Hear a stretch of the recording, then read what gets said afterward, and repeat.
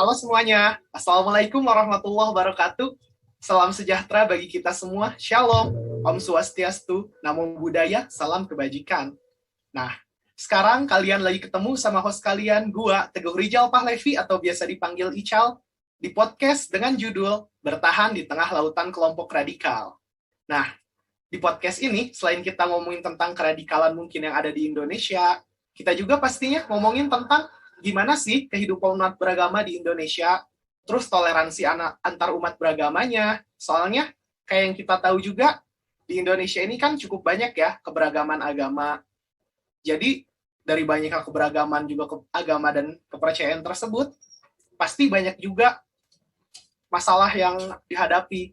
Tapi, dari masalah tersebut juga pasti ada penyelesaian masalahnya. Nah, kali ini untuk membahas hal tersebut, gue nggak sendirian di sini. Sekarang kita ditemenin sama dosen hukum kita, yaitu Pak Tanius. Halo Pak Tanius, gimana kabarnya Pak? Sehat Pak? Halo, Cal. Ya, Halo sehat. Terima Pak. kasih. Halo. Iya, Hai. ya, syukur ya Pak. Kita sehat pas kayak gini. Ya, Soalnya kan, ya Pak, pas, iya. pas COVID gini kan emang penting banget kita ngejaga kesehatan gitu. Soalnya kalau kita sakit kan bakal repot banget. Betul. Iya Pak. Makanya kita harus Iya, betul. terus Betul. ngejaga kesehatan dengan cara mematuhi protokol 5M, yaitu memakai masker, cuci tangan, jaga jarak, menjauhi kerumunan, serta membatasi mobilisasi dan interaksi. Nah, mungkin salah satu caranya podcast pakai Zoom ini untuk melaksanakan protokol tersebut. Yang biasanya mungkin kalau lagi offline kita bisa ngobrol bareng gitu ya Pak, ketemuan sambil ngopi, ngobrol santai, jadi lebih Betul. enak ya. Tapi Iya, sayangnya, Cal. Iya. ya, Ini saya sambil ngopi juga. waduh, alhamdulillah saya juga ada nih Pak. Nah, Oke. Oke deh. Ya kan, ngopinya juga tetap bisa bareng-bareng. Tapi iya Pak, cuman jauhan. nggak ketemu tatap muka doang ya Pak. Semoga meskipun nggak ketemu Hmm, tatap hmm, muka hmm, ini, hmm. kita tetap bisa ngejalannya sepenuh hati, terus teman-teman yang ngedengerinnya juga ilmunya tersampaikan semua ya Pak. Tuh, Nah, yoi. ya. Terus Pak Tanius ini sekarang ini Pak lagi sibuk ngapain ya Pak? Kerjaannya mungkin ada Saya kegiatan apa? Ya, sebagai dosen ya kegiatan rutinnya mengajar. Sekarang kan anak Unpar masih menuju UAS ya. Iya. Ini kelihatan ini muka-muka dan suaranya muka-muka menantikan UAS ya. Waduh, saat menantikan Pak. Apalagi Udah pas nggak pengumuman sabar. nilai.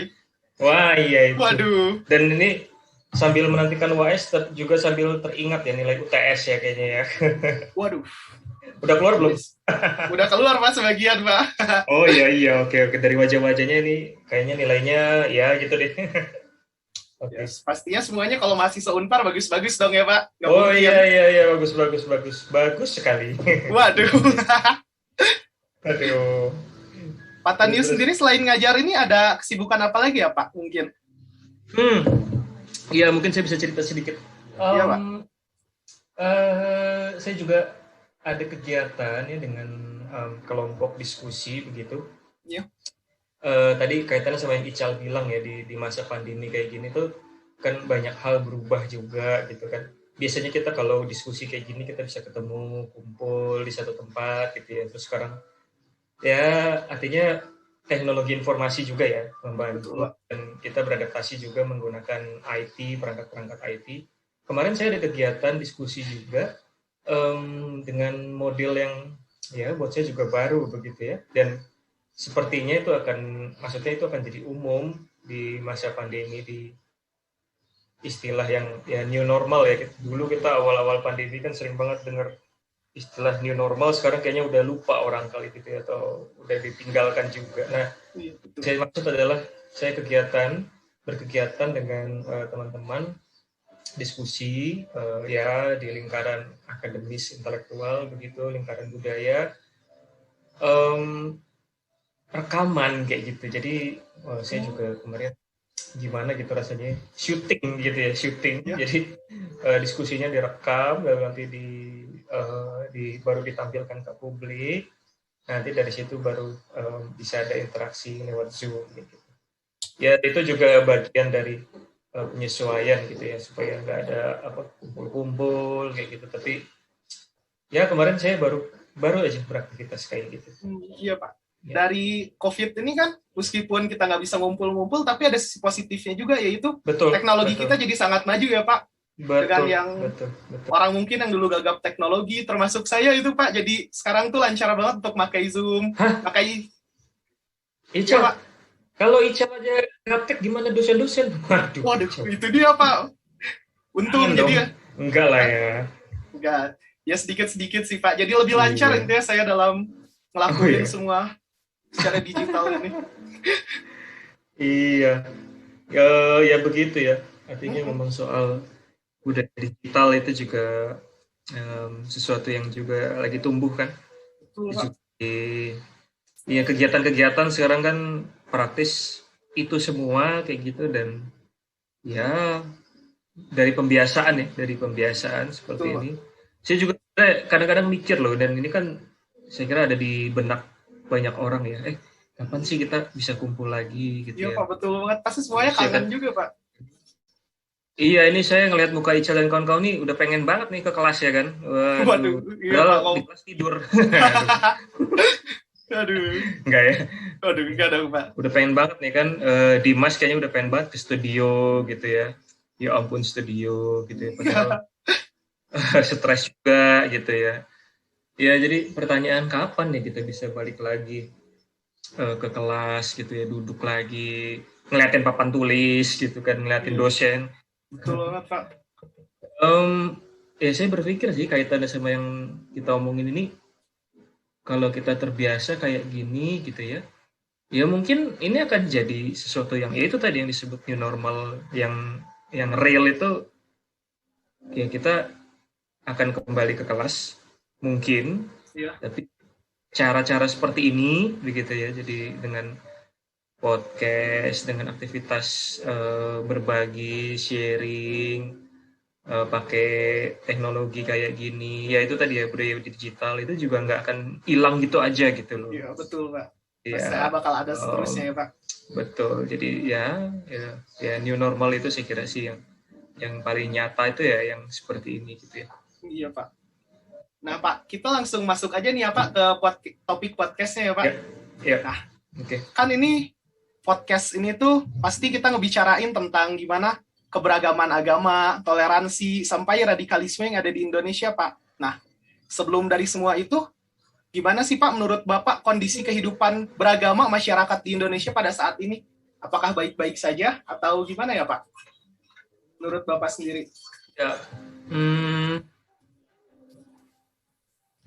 Kalau ditanya kayak gitu kan itu pertanyaan ini ya. Pertanyaan yang menuntut atau meminta observasi kan ya. Dan observasi itu artinya kita melihat ke kenyataan gitu, ke istilahnya itu empiris ya. Empiris atau empirik. Ya kalau pertanyaan kayak Ical tadi ya itu pertanyaan empiris gitu.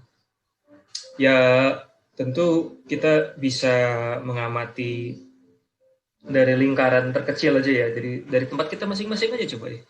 Kita yang mendengarkan ini, ya kita bisa juga mengamati gitu ya. Ya satu hal yang saya kira yang nggak bisa dipungkiri bahwa kondisi tadi tuh ya, kehidupan beragama, situasi atau masalah toleransi di Indonesia itu yang paling jelas itu ditandai dengan yang disebut pluralisme. Itu saya kira kata kunci ya, pluralisme gitu ya. Dalam pluralisme ya artinya plural gitu ya. Plural itu ya kalau mau gampang diartikannya, keberagaman mungkin ya Pak. Iya, istilah plural itu gini, kalau lebih mau jelas, plural itu lawannya apa sih istilah plural? Ya kan? Cari coba istilahnya apa? Singular ya kalau kalian tahu ya. Singular sama plural gitu kan. Nah, plural itu ya oke, keberagaman, tapi ada juga istilah majemuk ya, majemuk kan. Jadi majemuk itu ya nggak cuma berbeda, bukan cuma banyak perbedaan gitu ya, tapi perbedaan itu sedemikian gitu, sedemikian rupa sehingga dalam pluralisme itu ya ada perbedaan, tapi juga perbedaan itu juga kadang menunjukkan adanya persamaan, gitu kan ya. Yep. Tapi juga ada masalah di situ, dan Betul. Ya dalam pluralisme itu berarti kan ada banyak macam pandangan, sikap hidup, nilai. Nah ini satu kata yang nanti juga jadi kata kunci untuk membahas tentang toleransi, nilai, values. Gitu ya. Itu dulu kali coba. Iya. Kalau menurut Bapak sendiri tuh berdasarkan tadi tuh dengan pluralisme tersebut, banyaknya keberagaman, nilai. Nah, itu sikap kita yang tepat tuh gimana sih Pak untuk menyikapi tersebut? Toleransinya terhadap orang-orang yang berbeda dengan kita gitu Pak. Iya. Ya, kita mulai dari nilai dulu ya. Kita coba pahami nilai itu apa. Saya selalu mencoba menjelaskan ini juga. Di Fakultas Hukum juga saya ngajar mata kuliah yang ada kaitannya dengan etika profesi. Anak Unpar kan juga pada wajib ya ngambil itu kan, MKU etika juga ada gitu ya.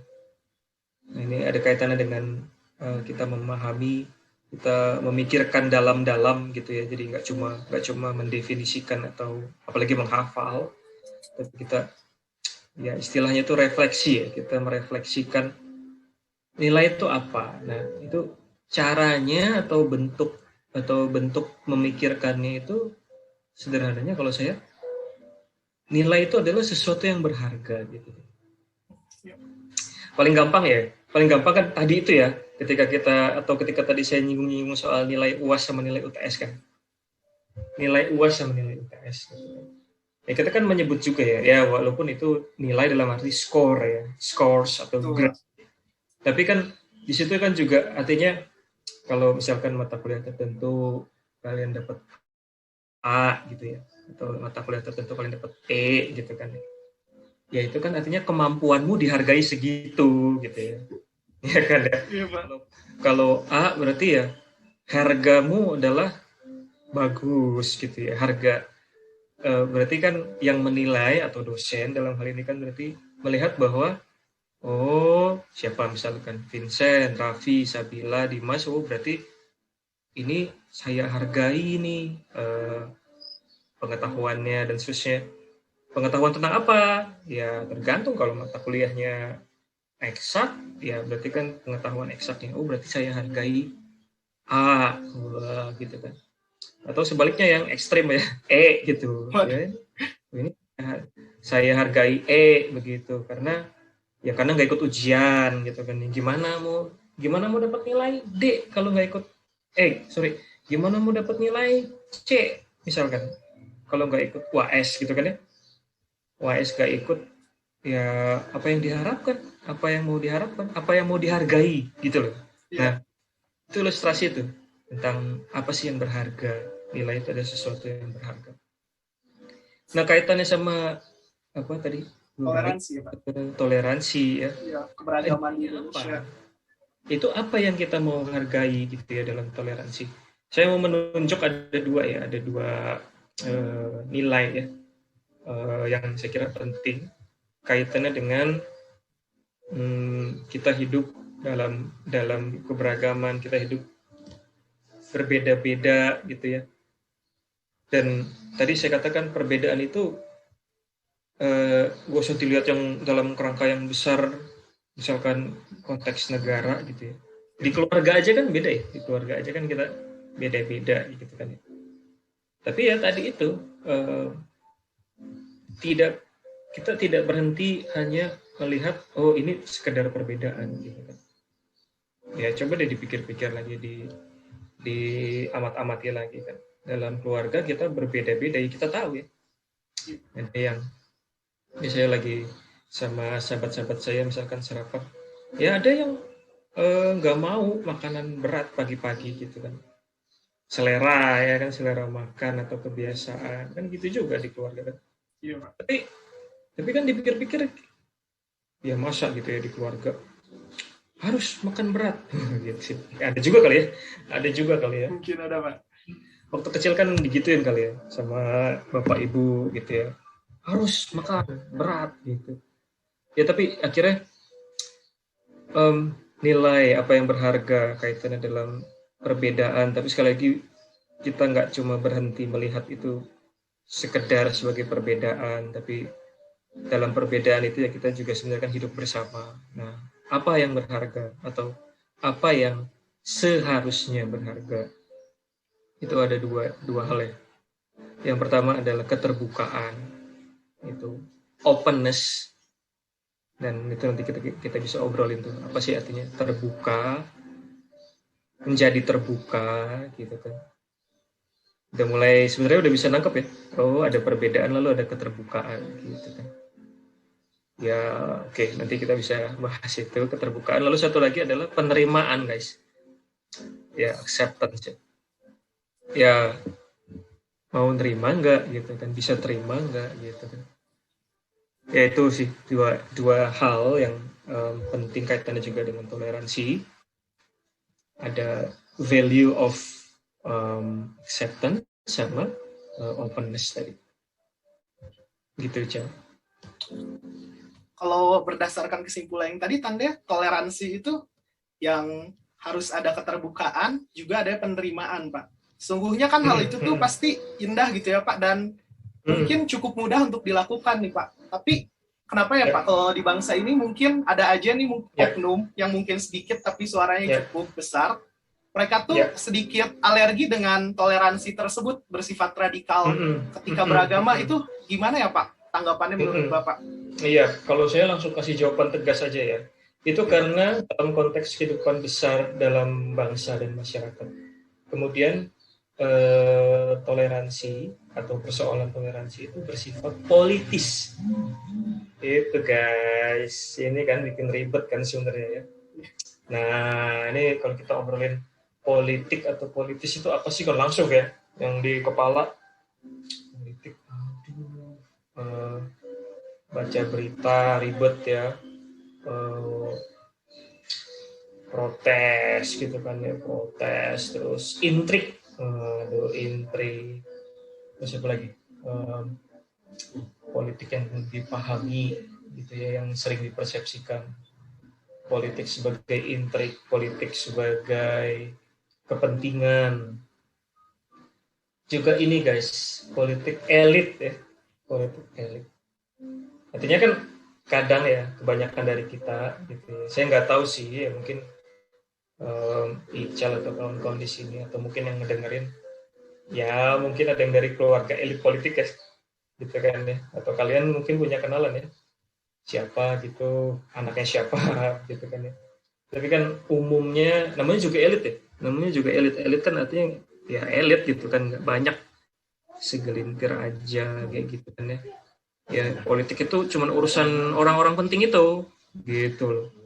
Politik itu cuma yang punya kuasa, orang yang punya kuasa. Politik itu cuma yang punya uang. Ya kan. Jadi elitnya itu dalam arti jabatan publik gitu. Jadi dia public figure gitu kan. Terus ya secara ekonomi juga dia punya sumber daya gitu kan. Politik kita kaitkan dengan itu. Nah, tapi di sisi lain kan juga politik atau yang politis itu nggak gitu juga ya, dalam arti ya sebagai orang biasa gitu ya, atau dalam ilmu sosial atau teori sosial kan kita kenal istilah ya, konsep ya, rakyat gitu kan ya. Rakyat dalam bahasa Indonesia ya. Kan juga ada politik yang nggak kayak gitu tadi itu. Bukan yang dalam arti elit, bukan dalam arti korup gitu kan. Juga ada, dan itu kan ada buktinya juga gitu kan, dengan ya kalau kita ingat-ingat lagi misalkan sejarah ya guys ya, sejarah nasional aja gitu kan ya. Indonesia bisa merdeka kenapa sih gitu kan, tahun 45 kan. Terus kalau kalian tahu ada satu juga momen penting yang sebenarnya kadang dilupakan, kadang sengaja dilupakan, atau kadang nggak sengaja dilupakan ya. 65-66 waktu itu ada peristiwa besar juga. Terus tahun 80-an, Orde Baru, sampai akhirnya reformasi 98, peristiwa-peristiwa besar itu menunjukkan apa tuh? Ya itu kan menunjukkan tadi itu ya, bahwa politik itu nggak cuma politik elit gitu loh, tapi ada tuntutan ya, ada tuntutan, ada keinginan bahwa ya hidup bersama di masyarakat, di dalam negara Indonesia itu ya nggak kayak gitu kan. Jadi ada perubahan ya, ada transformasi kan ya. Dan politik yang kayak gitu juga, itu juga politik gitu kan, itu juga politis. Nah, kaitannya sama toleransi dan kaitan dengan nilai-nilai tadi gitu ya. Jadi tegasnya yang tadi Ical tanyakan, kenapa ya jadi sulit gitu kan ya, ya karena tadi, karena ini politis guys. Nah, menarik sebenarnya, coba deh kalian tadi perhatikan. Ya berarti ketika kita menghadapi masalah toleransi ya. Contoh aja deh, contoh siapa coba, Ical nih, misalkan Ical mengalami diskriminasi misalnya, ya kan, karena Ical punya perbedaan pandangan. Dan gara-gara Ical punya perbedaan pandangan atau perbedaan apapun ya, karena ya kenapa punya perbedaan ya, karena Ical begitu orangnya gitu ya, jadi ya itulah Ical gitu. Terus disingkirkan, ya kan, langsung Ical disingkirkan, bahkan ya kalau mau lebay disingkirkan dalam arti ini ya, bully mungkin ya Pak, gitu Pak. Bukan sekedar dibully, betul sekali, dibully terus ya aneh-aneh lah pokoknya ya, dicap jelek kayak gitu kan ya. Itu artinya kan politis juga gitu. Artinya apa? Sebenarnya sesuatu yang politis atau politik itu yang menjadi bagian kehidupan bersama gitu loh. Termasuk urusan kita kayak gitu, urusan misalkan Ical tadi tuh dalam kehidupan berkelompok ya, misalkan di geng ya kan, punya geng lah ya, terus atau di mana kan, termasuk misalkan di kelompok ini nih, misalkan ya, ini kayaknya sih ini semua apolitis enggak ya, bukan apolitis tapi maksudnya ya menghargai gitu kan ya, perbedaan seterusnya ya. Jadi itu di mana-mana gitu, itu yang membentuk, itu ciri kehidupan bersama kita gitu. Politis dalam arti tadi ada perbedaan dan ada nilai-nilai yang bagaimana kita sebaiknya atau seharusnya menanggapi perbedaan itu something political gitu loh guys. Dan itu bagian dari hidup kita loh, jadi itu bukan sesuatu yang politik ya, kalau politik mah berarti pemilu ya, pemilu berapa tahun lagi gitu kan. Politik mah partai, saya mah nggak ada urusan, nggak gitu kan. Jadi kalau mungkin yang tentang toleransi ini tuh kita tidak bisa dihindari mungkin ya Pak, ada perbedaan dari setiap orang, tapi yang intinya kita harus bagaimana cara kita menyikapi terhadap perbedaan tersebut. Iya. Bagaimana menyikapi perbedaan? Iya, ini ya betul ya. Ini sebenarnya ini inti pertanyaannya ya. Iya Pak. Dalam toleransi itu kaitannya sama, balik lagi ya, keterbukaan sama penerimaan. Terbuka, ya kan? Kalian punya keterbukaan, kita punya keterbukaan nggak gitu menghadapi perbedaan? Atau ya balik lagi, berarti sebenarnya apa sih yang kita pahami ketika kita bilang ini beda deh gitu ya? Beda itu yang seperti apa? Orang yang berbeda itu yang seperti apa? Gitu kan? Ya tadi lah, balik lagi ke tadi, kalau saya tekankan soal aspek politis dari toleransi, balik lagi ya, juga ada aspek personal ya. Dia ada aspek politis, ada aspek personal, tapi ya itu nggak bisa dipisahkan gitu aja gitu. Nah, dalam kehidupan personal apa coba yang kita anggap berbeda? Ya tadi misalkan di keluarga gitu kan, ya ada aja gitu kan ya, perbedaan pandangan. Ada satu buku bagus guys, mungkin kalian pernah dengar, tapi juga saya mau kenalkan di sini ya. Um, Beliau ini dianggap sebagai pemikir tentang Pancasila, bahkan pemikir filosofis tentang Pancasila, dan beliau dulu mengabdi di Unpar gitu sebagai dosen. Dia di Fakultas Hukum ya, profesor. Eranya era 60-an guys, jadi sangat sepuh gitu ya untuk ukuran kita sekarang. Namanya Profesor Sudiman Karto Hadi Projo. Gitu nih, kita kenalan ya sama panggilan akrabnya Pak Diman di Unpar ini. Dia dulu dekan di Fakultas Hukum, tetapi pemikirannya tentang Pancasila nggak terbatas pada hukum aja atau ilmu hukum aja gitu ya. Pak Diman atau Prof. Sudiman ini punya murid ya, yang juga sangat dihormati di Fakultas Hukum juga, sudah meninggal juga, tapi juga yang meneruskan pemikiran Pak Sudiman juga tentang Pancasila, tentang ya hal yang kita bicarakan ini ya, apa sih itu perbedaan. Jadi murid beliau, kalian mungkin yang anak hukum pernah dengar, namanya Profesor Arif Sidarta ya. Jadi ada Profesor Sudiman, ada Profesor Arif Sidarta. Ini guru murid gitu ya. Pak Diman itu gurunya Pak Arif kayak gitu. Nah, kalau kita rujuk ke pandangannya Pak Sudiman ini ya, Pak Diman ini, ada bukunya guys tentang Pancasila. Itu kalau kalian tertarik, kalian bisa main tuh ke Perpus Pusat. Tapi lagi nggak boleh ya sekarang ya. Lagi nggak boleh ke sana ya. Di Perpus Pusat ada tuh di gedung 9 ya. By the way, guys, ini saya mau agak sinis dulu nih. Kalau yang belum pernah ke Perpus, tolong ya ke Perpus. Anak Unpar. Ini kan udah semester 4 nih, berarti 4 semester lagi lulus kan? Iya Pak, kalau cepat ya Pak, amin cepat. Kalau cepat ya, waduh amin langsung. Amin Pak. Oke. Ya kalau lama juga nggak apa-apa. Waduh. Ada perpustakaan tuh di gedung 9 itu kan ya.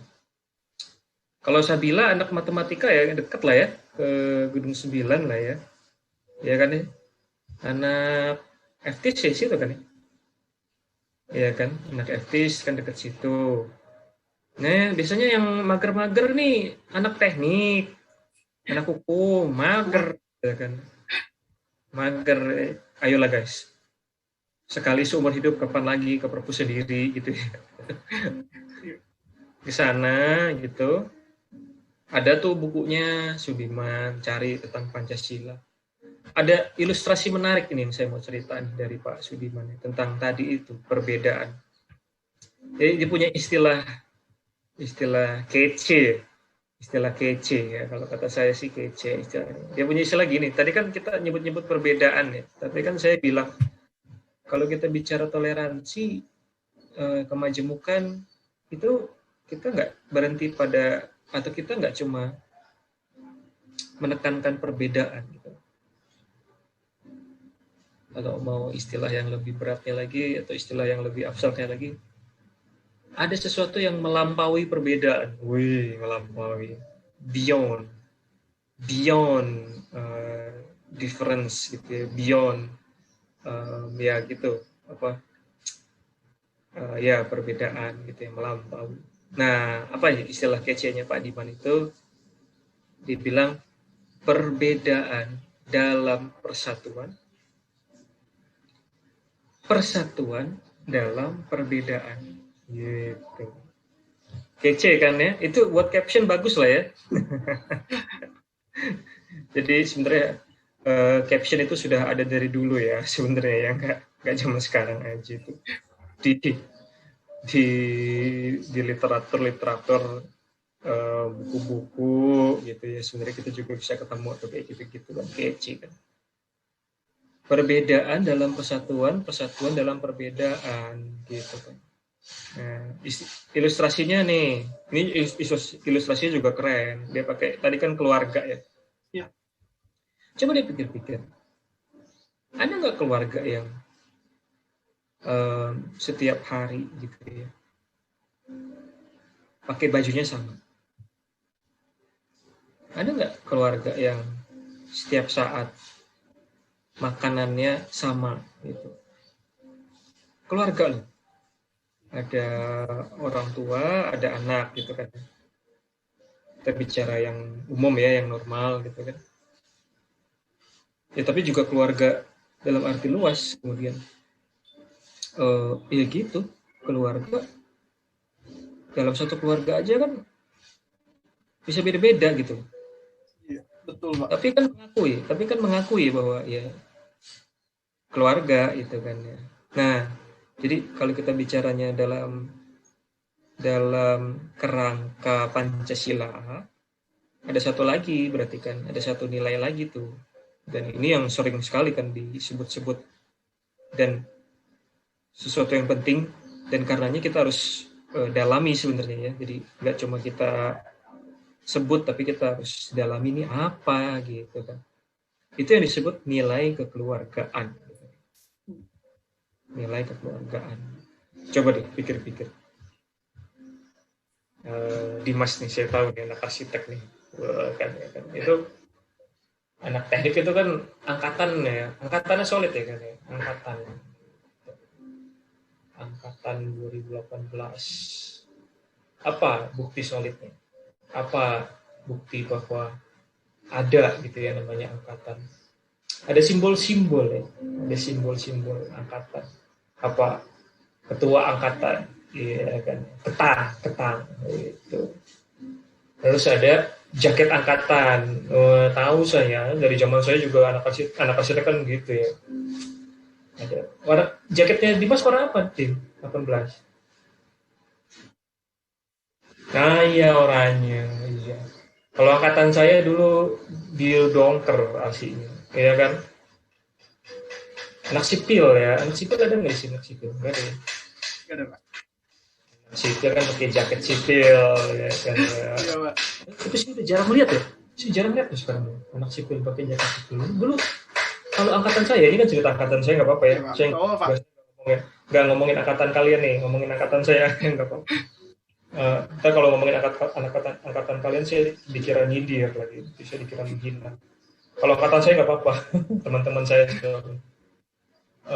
Dulu angkatan saya tuh keren banget kayaknya anak sipil tuh ke kampus pakai jaket sipil ya. Ya. Jaket tebel gitu ya.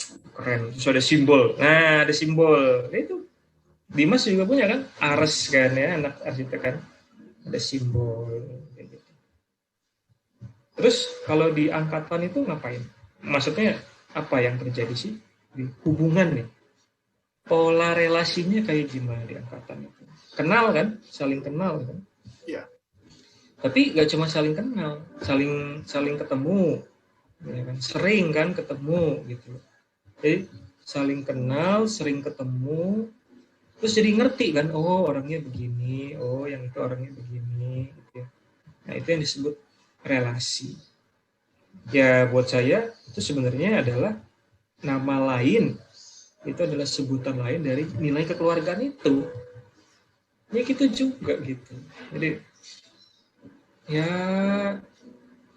tapi sorry to say nih, karena saya juga anak hukum ya, di Fakultas Hukum misalkan budaya angkatan nggak terlalu terasa gitu kan ya.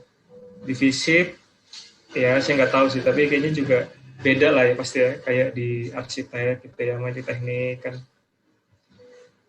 Ya tapi coba dipikir-pikir, kalau kita nih yang lagi ada di forum ini atau di tempat ini, kita tahu anak arsitek kayak Dimas dan kawan-kawan punya budaya angkatan tadi ya, dengan ada relasi itu ya sebenarnya nilai kekeluargaan gitu loh guys, relasi yang disebut relasi gitu. Dulu saya kan kuliah filsafat juga ya, dulu satu dosen saya bukan marah-marah sih, dia pernah ngomel-ngomel, Kalau istilah relasi itu kan istilah bahasa Inggrisnya relation ya. Istilah relation itu diartikannya bisa dua, bisa relasi, bisa hubungan. Nah, di dalam hubungan itu polanya beda sama di dalam relasi. Nah ini sebenarnya karena di dalam relasi itu ada nilai kekeluargaan itu. Kalau dibilang saya punya relasi sama Ical, ya itu beda sama pengertian bahwa saya punya hubungan sama Ical. Artinya dalam relasi itu nggak cuma saling kenal, nggak cuma saling sering ketemu gitu ya, tapi ada sesuatu yang dilakukan bersama dan ada bedanya, tapi bagaimanapun ada bedanya juga. Oh ini nanti boleh tuh tanya di Mas atau anak teknik guys yang punya budaya angkatan gitu kan, seru gak punya angkatan? Seru ya kan, apalagi bukber ya kan. Kalau bukber, wah kemarin udah lama ya nggak bukber ya gara-gara pandemi. Guys, kemarin saya ketemu bercandaan guys, jokes bapak-bapak ya. Jokes bapak-bapak tahu nggak tentang bukber? Saya ketawa sendiri, ya ampun. Ini menandakan saya juga bapak-bapak ya. Jokesnya apa coba tentang bukber? Katanya orang Indonesia itu kan sering telat ya, ngaret ya, budaya ngaret. Katanya orang Indonesia itu cuma nggak ngaret tuh ketika bukber guys. Malah duluan. Itu jokes bapak-bapak. Oke. Anyway, soal tadi itu misalkan bukber gitu kan sama angkatan. Tapi ya kan tadi itu ya coba tanya tuh yang punya angkatan. Ya ada bedanya juga. Nggak sama juga kan. Bahkan ada yang berantem ya. Nah, ada yang berantem. Wah, seru nih kita udah ngomong berantem. Nah, itu gimana? Nah, di sini kaitannya sama tadi ya. Saya mau tambahin yang soal ciri-ciri politis tadi itu. Coba deh, mungkin Ical bisa nanggepin saya deh. Misalkan Ical, kalau kita pikir-pikir. Kalau kita punya toleransi, atau kita sebutlah kita bertoleransi. Misalkan ada pandangan orang lain yang itu justru menjatuhkan. Tadi contoh paling gampang bully ya. Bully. Apakah artinya kalau kita bertoleransi, berlaku nggak itu untuk yang ngebully? Kalau menurut saya sih nggak mungkin ya Pak. Soalnya kan dari yang toleransi itu sendiri kita ada keterbukaan terhadap pikiran kita, juga kita menerima akan perbedaan orang lain.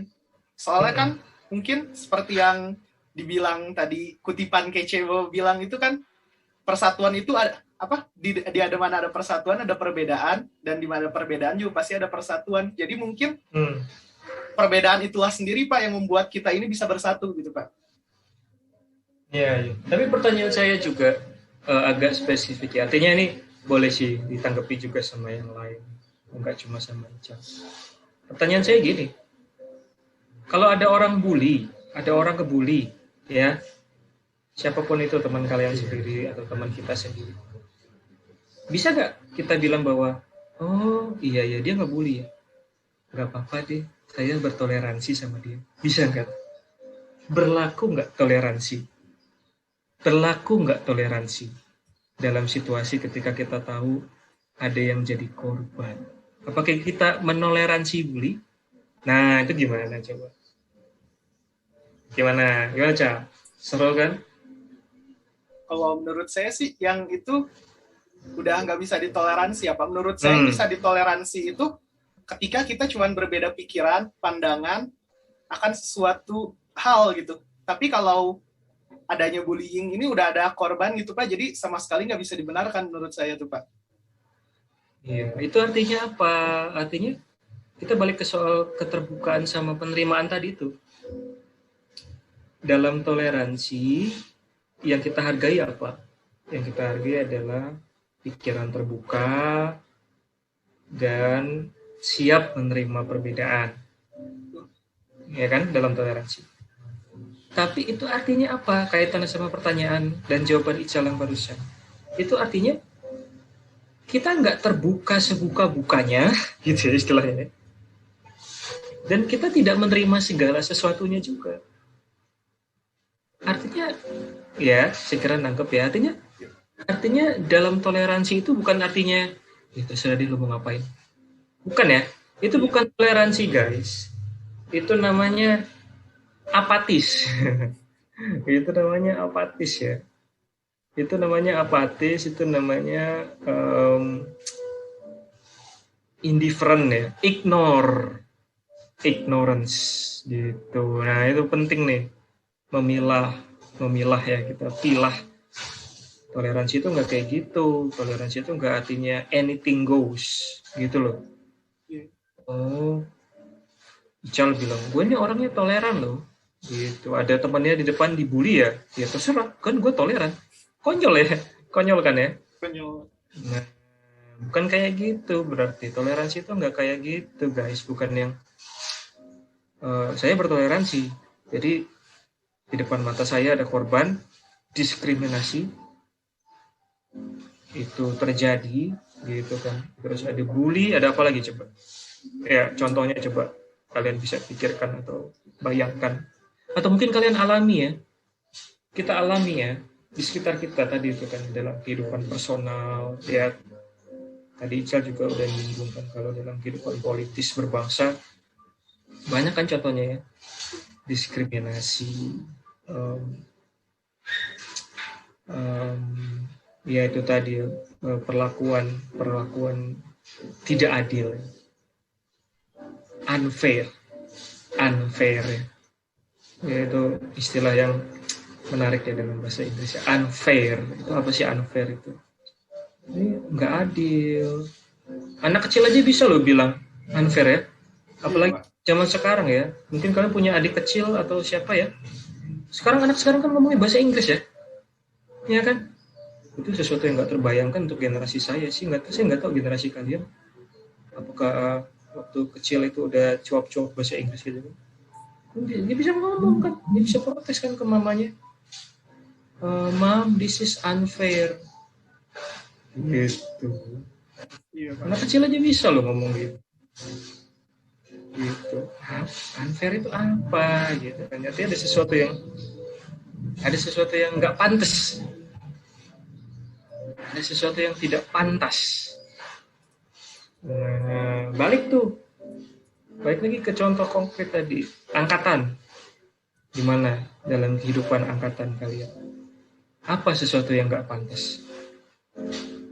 Kalau di arsitek saya tahu gitu, saya punya teman-teman dan orang-orang dekat arsitek nih, saya tahu dikit-dikit nih pola kehidupan anak arsitek dalam angkatan. Ada nggak misalkan, pasti ada ya, tapi apa ya misalkan contoh yang nggak pantas di angkatan? Misalkan di angkatan ya, contohnya anak arsitek gitu ya, kan suka lembur ya, suka ini kan ya, suka kerja sampai pagi kan anak arsitek itu ya. Kampus nggak mandi ya, ini bersyukur juga lah ya masa pandemi, jadi kelihatan ada pembersihan terutama di sekitar gedung PPAG ya. Aduh, banyak yang nggak mandi gitu. Ini ya gitu, jadi udara bersih. Bercanda ya guys ya. Apa yang nggak pantas? Misalkan ada teman angkatan, terus dia udah kerja sampai pagi, ternyata salah gambarnya. Kalau itu satu angkatan ya bantuin kan. Terus ternyata angkatannya kompak, jadi mereka saling bahu-membahu, saling membantu gitu. Terus ada satu orang nggak dibantu, itu kan nggak pantas gitu loh. Itu kan nggak pantas, itu unfair. Itu ya kenapa kayak gitu, kenapa dia digituin. Nah itu soal toleransi atau intoleransi itu kayak gitu. Kenapa ya, misalkan dicari tahu itu karena anaknya beda sendiri, kenapa susah bergaul, bla bla bla. Kenapa? Gitu. Kalau kita tanya begitu, kita nanti bisa ketemu tuh. Oh, ternyata masalahnya karena tadi perbedaan, tidak bisa menerima, tidak terbuka ya. Jadi guys, yang menarik misalkan kayak contoh barusan itu, keterbukaan dan penerimaan. Itu yang jadi masalah adalah ketika ada mayoritas. Ya, mayoritas kan artinya yang lebih banyak. Bisa nggak nerima satu orang yang beda? Terus ada yang mikir kan, pakai logika. Satu sama mayoritas banyakan mana? Mayoritas jelas. Iya. Ada yang pakai logika. Oh, karena mayoritas lebih banyak, yang lebih banyak maka lebih Kuat. benar, lebih kuat, lebih benar. Maka yang satu logikanya, kalau yang banyak itu adalah lebih benar, maka yang satu ini pasti Dianggap salah. Didiskriminasi. Itu akar-akar diskriminasi itu guys. Ini kan cara pandang mayoritas minoritas. Jadi Pak, kalau menurut saya sikap-sikap ini tuh yang mandang mayoritas lebih kuat dan pasti akan lebih benar ini salah satu yang menyebabkan orang itu mempunyai sikap fanatik terhadap beragama gitu mungkin ya Pak. Betul. Nah, soal fanatisme ini saya punya catatan nih. Bentar saya mau lihat dulu nih. Oke, Pak. Sorry, saya agak lupa saya. Wait.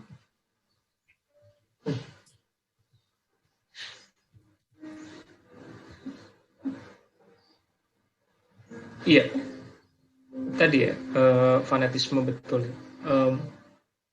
Jadi ketika kita menghadapi perbedaan, tadi saya katakan kita nggak terpaku pada perbedaan. Kita nggak cuma lihat, oh kita beda ya. Maka kalau kita beda, ya udah, titik. Ya nggak gitu. Toleransi itu nggak gitu. Bukan, oh berarti yang dilihat cuma bedanya. Atau yang dilihat cuma pokoknya beda. Enggak gitu.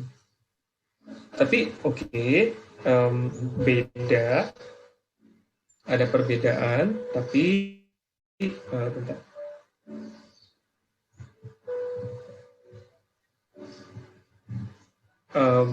Beda, tapi kalau kita coba menempatkan diri, kita menempatkan diri di posisi orang lain. Ini butuh kemampuan khusus ini guys, untuk menempatkan diri di posisi orang lain. Kita membayangkan kita ada di posisi kayak satu orang yang tadi itu.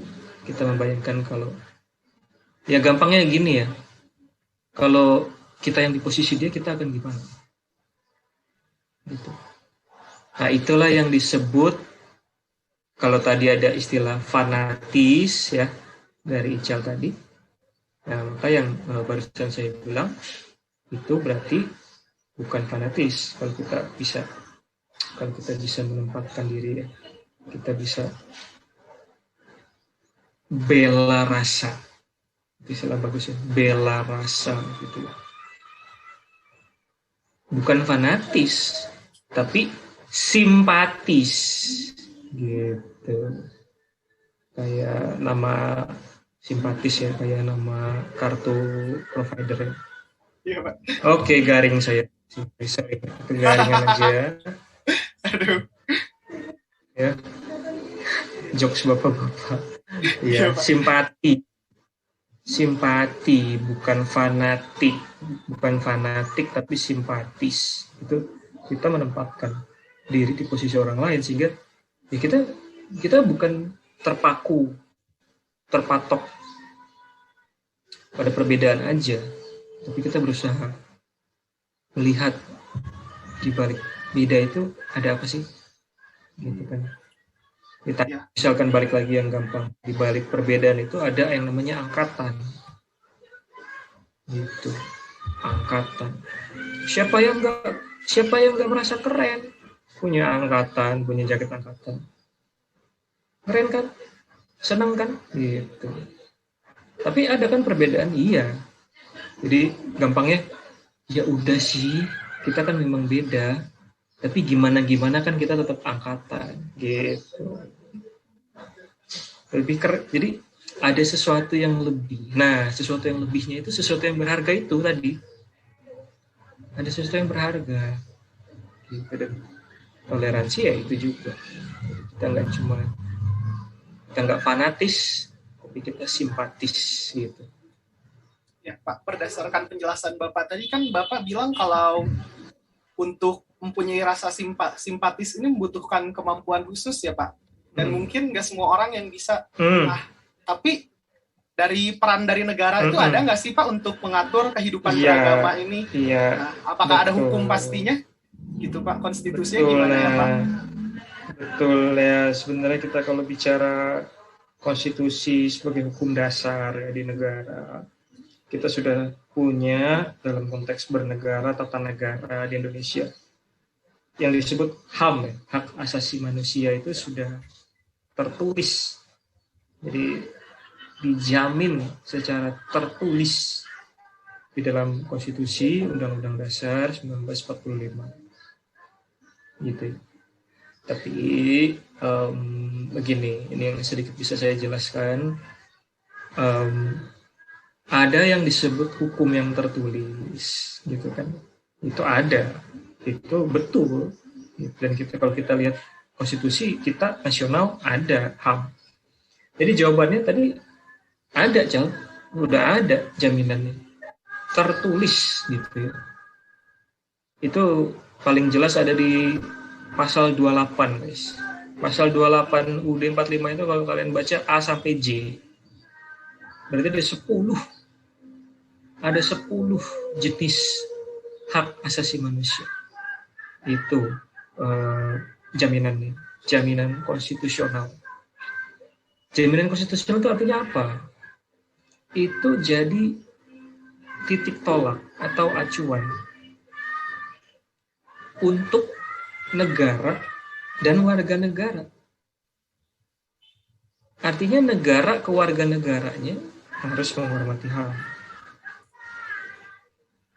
Negara ke warga negaranya, negara punya kewajiban melindungi warga negaranya. Dan negara punya kewajiban supaya antar warga negaranya juga saling menghormati. Lalu lebih lanjut, antar warga negaranya sendiri gitu ya, terlepas dari ada atau enggak adanya negara gitu ya. Ya walaupun itu sulit juga ya, tapi sekarang kan negara itu jadi realitas kehidupan kita, realitas kehidupan politik kita pasti ada negara. Tapi HAM itu ya artinya ya tanpa adanya negara, maksudnya terlepas dari fungsi negara, antar warga negaranya itu juga harus menghormati. Jadi konstitusi itu pegangan untuk sesama warga negara juga gitu loh. Nah, itu bukan juga sekedar pegangan untuk aparat atau pejabat atau orang hukum, enggak, itu antar warga negara. Itu kehidupan bersama itu ya itu kehidupan bersama dalam tata negara modern istilahnya. Tata negara modern ya. Itu dijamin itu pakai HAM di dalam konstitusi. Nah, tapi balik lagi, itu hukum tertulis gitu. Prakteknya, nah ini guys, ini saya langsung sebut aja ya, ada satu kata kunci kaitannya sama yang disebut masalah demokrasi. Ini kaitannya juga dengan demokrasi. Dalam demokrasi itu kan ada nilai-nilai juga ya. Ada satu yang paling jelas kalau kita bicara demokrasi itu adalah ketika kaitannya sama ini ya, pluralisme, toleransi, dan tadi kita melihat masalah toleransi sebagai masalah politis, itu kaitannya sama yang disebut nilai-nilai liberal. Nilai-nilai liberal. Kalian pernah ya dengar istilah liberal? Nah, kalau di literatur, pustaka-pustaka di bidang ilmu sosial, ilmu politik, tapi juga yang agak teoritis ya, teori sosial. Ada istilah lawannya liberal. Lawannya liberal itu istilahnya iliberal. Jadi ditambahin i depannya, iliberal. Gitu. Jadi ada yang demokrasi yang liberal, ada demokrasi yang iliberal. Yang liberal itu kata kuncinya adalah kebebasan dan individu.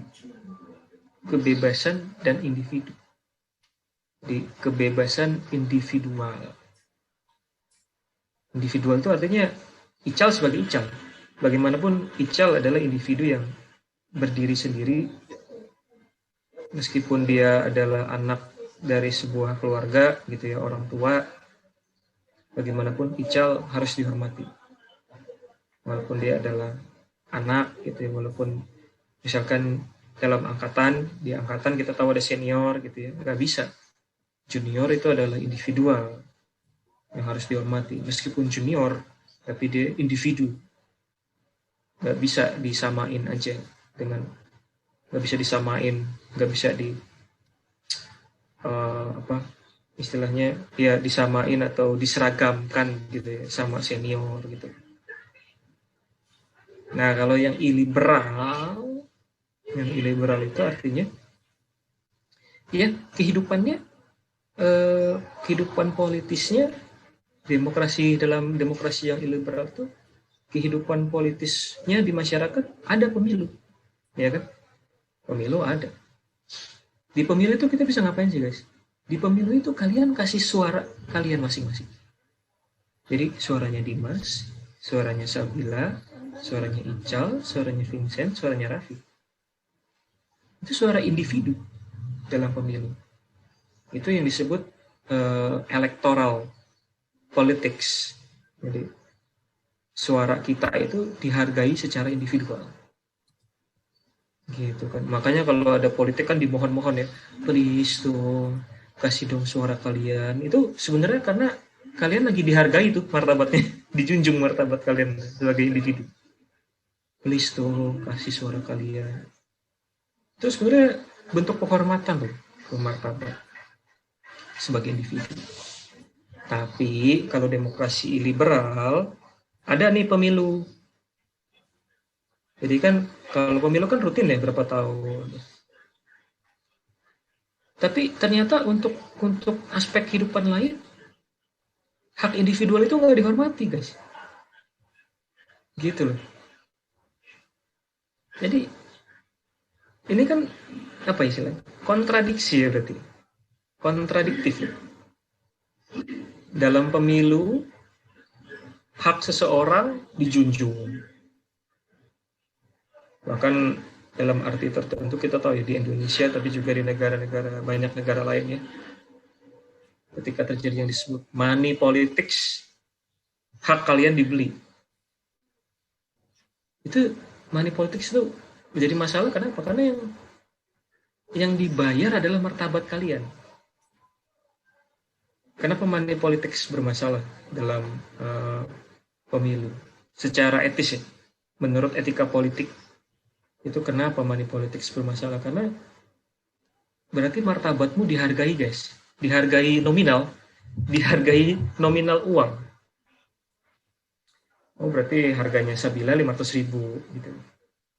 Martabatmu sebagai individu itu 500.000 harganya nominal. Hargamu sebagai seorang Dimas berarti 1 juta gitu. Nah kalau yang iliberal tadi, oke, terlepas dari money politicsnya, ada pemilu. Jadi kan sebenarnya ada satu upaya untuk menghormati, atau satu prosedur ya, formalitas menghormati hak individu.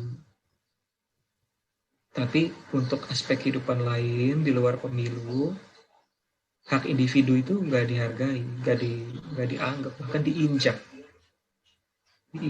Tadi itu atas nama mayoritas, injak yang minoritas dan haknya. Negara punya power, ya kan? Orang biasa, rakyat biasa nggak punya, injek gitu. Saya paksa, gitu kan? Saya kan punya otoritas.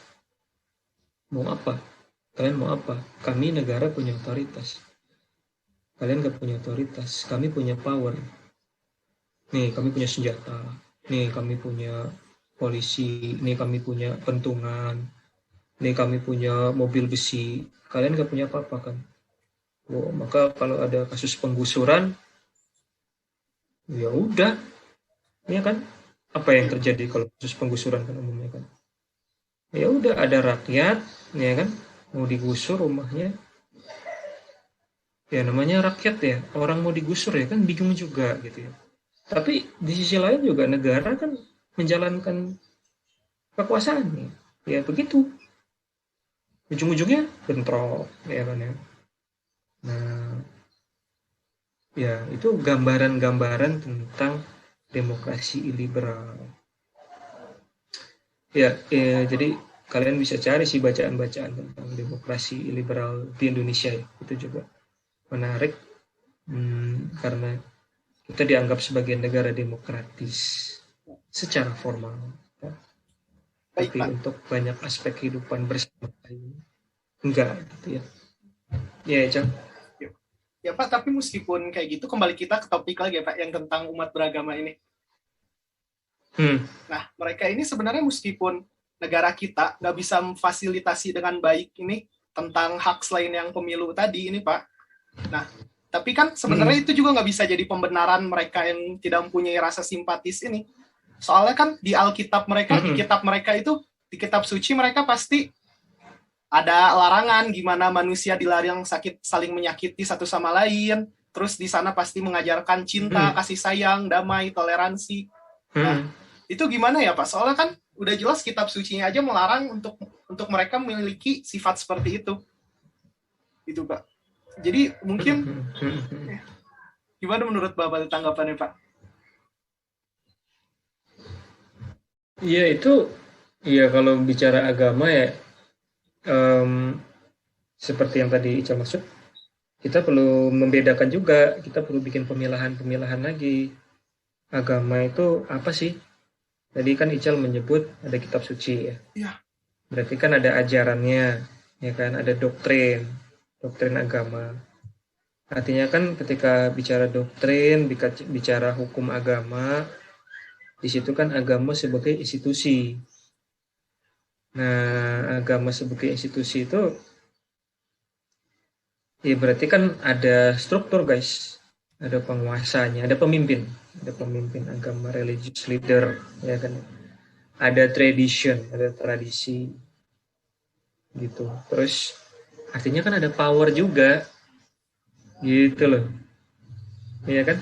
Sama kayak negara juga kan ya, sama juga negara kan juga struktur kehidupan bersama juga, tapi negara ya bedanya tadi dibentuk dari ya kalau yang belajar ilmu sosial ya atau waktu SMA pernah belajar di PS mungkin nation state ya, nation state itu kan sama juga gitu loh, itu institusi juga, institusi kehidupan bersama. Nah, bentrok-bentrok yang terjadi itu sebenarnya itu juga yang menggambarkan pluralisme itu, Cal. Pluralisme itu di situ artinya ada tatanan, ada order, tatanan atau order yang bersaing gitu. Jadi ada tatanan agama, lalu ada tatanan negara bangsa, ada tatanan hukum agama, ada tatanan hukum nasional, lalu ada tatanan hukum adat, beda lagi kan? Ketika ngomong agama sama adat beda lagi kan? Karena adat juga punya sistemnya sendiri kayak gitu. Itu, dan kalau kita mau balik ke soal toleransi tadi itu, kembali ke soal nilai-nilai yang tadi kita tunjuk ya, macam-macam itu, kebebasan, keterbukaan, maka ya kita bisa mengkritisi agama. Gitu. Apa artinya? Artinya agama itu nggak cuma soal hukum-hukum atau perangkat-perangkat atau ajaran-ajaran gitu. Agama juga soal laku hidup istilahnya kan. Itu dalam agama ada yang namanya penghayatannya. Itu yang jadi masalah. Agama ada. Orang Indonesia beragama nggak? Ya, kebanyakan beragama. Tapi bagaimana menghayati agamanya? Nah, itu beda.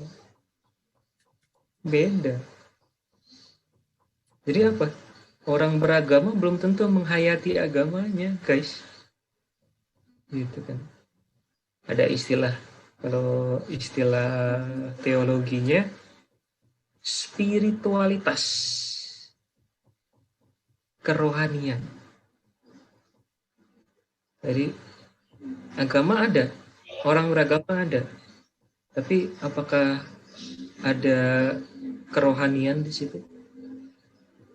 Ya, makanya kita bisa lihat atas nama agama bisa saling bunuh kan? Iya. Nah itu yang salah mana? Ya kan itu kan pertanyaan jangan. Yang salah apa? Yang salah apa ya? Maka sebelum kita nunjuk yang salah apa ya, kita pahami. Oh, ada agama tapi juga ada yang disebut penghayatan, kerohanian gitu. Dan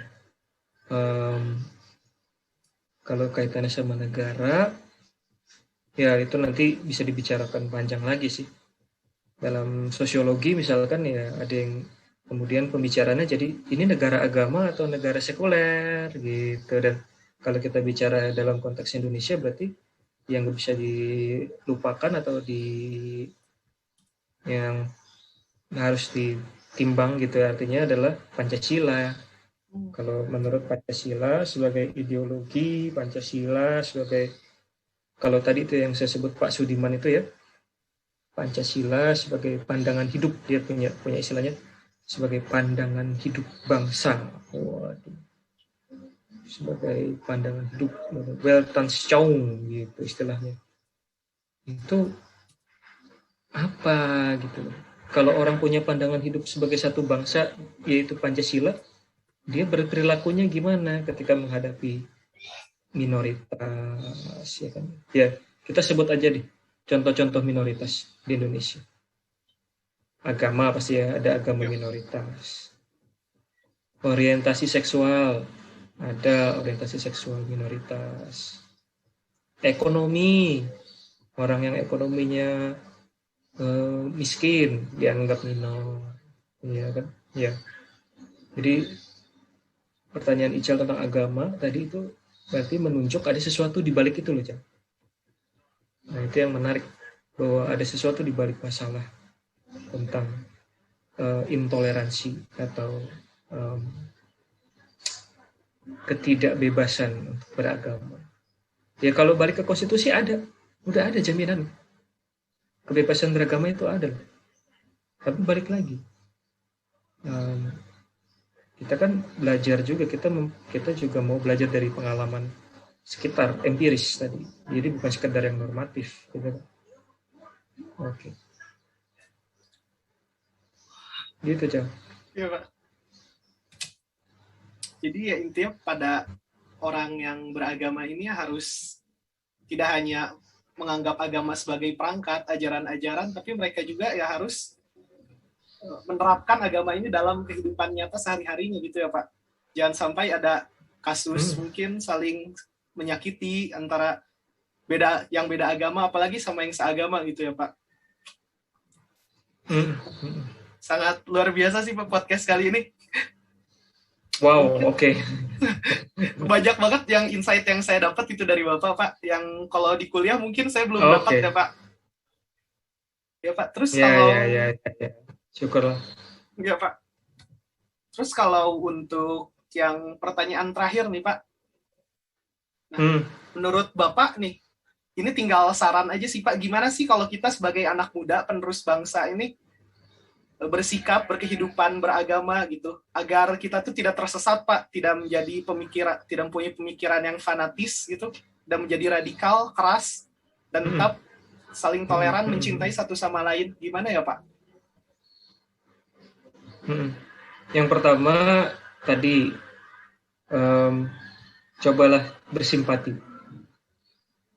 Yang pertama cobalah bersimpati. Artinya cobalah tempatkan diri sebagai yang lain. Ya, kalau kalian ada di posisi sebagai yang mayoritas, kalian ada di posisi sebagai yang kuat, kalian di posisi sebagai yang punya otoritas, coba tempatkan diri sebagai yang lain. Yang lain artinya yang minor. Yang lain artinya yang miskin. Yang lain artinya yang tersingkir. Coba. Caranya gimana ya? Ya artinya kita harus tahu dulu yang mereka alami apa, ya kan? Kalau kita mau mencoba merasakan apa yang mereka alami kan kita berarti harus tahu dong mereka mengalami apa. Itu artinya apa? Ya kita ketemu sama mereka, kita datangi mereka, kita tanya. Artinya apa? Terbuka. Kita terbuka. Oh, mereka mengalami apa? Nah, di sini ada challenge ya guys, ada challenge ya, tahu ya challenge. Challenge-nya apa? Kita bisa punya niat seperti itu. Tapi bisa jadi ya, dan ini pasti kalian pernah mengalami dalam arti tertentu. Justru kalian ditolak deh. Ditolak. Justru kita mau simpati nih ke yang lain, sama yang minor dan seterusnya. Malah kita ditolak. Nah itu gimana dong? Oh kan ada yang bilang, kurang ajar. Gue udah bersimpati nih gitu kan. Kurang ajar, gue udah bersimpati, malah gue ditolak gitu kan. Maunya apa? Udah sikat aja. Wah gitu. Ya enggak gitu. Enggak gitu ya, simpati. Simpati tanpa batas. Simpati tanpa batas. Simpati itu tanpa batas gitu kan. Kalau berusaha bersimpati sekali ditolak terus langsung patah hati, wah udah jadi pantun tuh guys. Mau simpati malah patah hati ya. Aduh. Cakep. Aduh, saya nggak tahu lanjutannya. Oke. Nanti lanjutin sendiri ya. Mau simpati malah patah hati gitu. Terus yang kedua adalah kaitannya sama yang tadi sarannya. Sebelum kita bertindak coba dipikir-pikir dulu. Artinya jangan judgmental. Jangan atau hindari sikap menghakimi. Hakim tahu ya hakim ya? Yang anak hukum ya tahu ya hakim. Hakim itu kan kerjanya memutus. Ada orang dituduh, ada orang didakwa, ada orang dituntut korupsi, mencuri, merugikan orang lain. Dia harus kasih putusan. Ini orang bersalah, saya kasih hukuman berapa. Kita semua itu bisa jadi hakim, guys. Kita bisa menghakimi. Wah, seolah-olah kita punya otoritas. Itu tadi itu. Ini dia harus disingkirkan. Ketok palu. Gitu, menghakimi. Jadi jangan atau hindari sikap judgmental. Tadi itu menghakimi. Kalau yang terakhir adalah tadi itu ya, yang menurut saya di awal tadi kita singgung, tapi itu penting. Toleransi artinya apa? Toleransi itu artinya termasuk dalam toleransi beragama ya. Artinya bukan anything goes. Itu kan menurut agama dia, itu kan menurut agama mereka. Menurut agama dia atau agama mereka boleh mukulin orang gitu. Saya nggak sebut lah ya agama mana ya, tapi dalam prakteknya ada yang begitu ya, atas nama agama melakukan diskriminasi. Toleransi itu bukan artinya saya bertoleransi, saya mau bertoleransi beragama. Oh berarti kalau ada yang begitu ya udah biarin aja. Ya nggak gitu. Jadi toleransi itu artinya nggak anything goes tadi itu. Yang kayak tadi contohnya kita bahas sama Ical itu, kalau di depan matamu ada temanmu yang dibully, bisa nggak kita atau Ical bilang, ya nggak apa-apa sih dibully, kan saya mau toleransi, ya, terserah dia lah dia mau ngebully, nggak terserah dia, ya, namanya nasib jadi korban. Wah, nggak bisa, itu false reasoning, namanya false reasoning, keliru reasoning. Toleransi itu artinya tidak menoleransi apapun. Aneh ya, toleransi itu justru artinya adalah tidak menoleransi apapun. Artinya dalam toleransi ada batasan, dan batasannya itulah yang tadi kita kaitkan dengan, oke, sekarang kita bicara standar hidup bersama. Standar hidup bersama dalam tata negara modern itu adalah hukum negara. Nah, itu yang paling tinggi, hukum yang paling tinggi atau yang paling dasar, konstitusi. Konstitusinya menyatakan apa? Tadi sudah tertulis, ada jaminan hak asasi manusia. Gitu, Cang. Makasih ya Pak untuk kehadirannya di sini ya Pak. Sudah Oke, meluangkan waktunya. sip. Terus yang terakhir boleh nggak Ya. Pak ngasih kesan dan pesan sama saran ke depannya untuk kelompok kita ini Pak, untuk buat podcast ini Pak? Yang pasti dilanjutin, dikembangin, karena saya juga kepikiran sih beberapa hari ini guys ya. Artinya ini kan bentuk karya loh, ini karya kelompok Dimas, Ical, Vincent, Sabila, Raffi, ini karya itu sekali dua kali ya oke, bisa dilihat orang, tapi kalau dibikin konsisten gitu ya, terus menerus, bisa berdampak luas gitu, ya itu yang kita sebut dengan influencer ya kan ya, atau buzzer ya, tapi jangan jadi buzzer juga ya. Aduh, jangan jadi buzzer juga tapi ya terserah sih tapi jangan ya. Oke. Ya itu, jadi lanjutkan terus, pasti nanti kalau kalian konsisten, kalian komit, ya bisa mempengaruhi banyak orang. Oke. Makasih ya Pak, udah Oke. luangin waktunya Pak. Ya, oke deh. Udah cukup lama juga kita ini ya. Thank you semuanya ya. Terima kasih Pak Tanius. Bye bye. Oke. Terima kasih, Pak. Bye.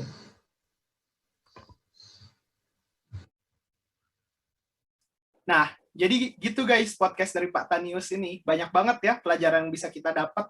Sekarang di sebelah gua ada teman gua nih, Vincent. Nah, Sen, menurut lu sendiri apa sih pelajaran yang kita dapat dari podcast sama Pak Tanius ini?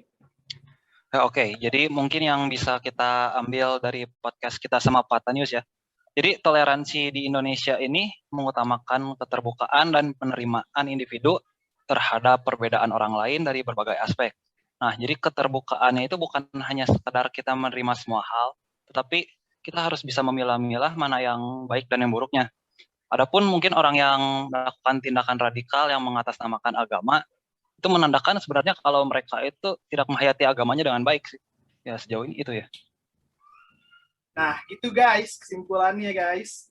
Banyak banget pelajaran yang bisa didapatkan. Sekian dari kita. Gue host kalian, Ical, signing out. Bye-bye.